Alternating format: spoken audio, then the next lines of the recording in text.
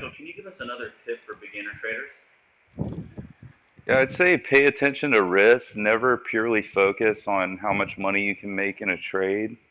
Always keep in the back of your mind how much money that it's possible for you to lose in any given trade. So, as I said before, never put any one amount into one trade that you're not willing to lose all of.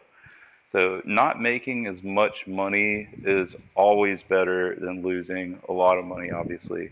Many small gains over time is always better than putting a lot of money on the line on one trade in an attempt to swing for the fences and then losing a lot of money doing it. So just make sure you're always weighing your risk to reward ratio outside of just the dollar amount or more than what you're willing to put up for a trade. So, what do I mean by this? Ask yourself these questions: what is my max gain? What is my max loss? And what is my probability of success?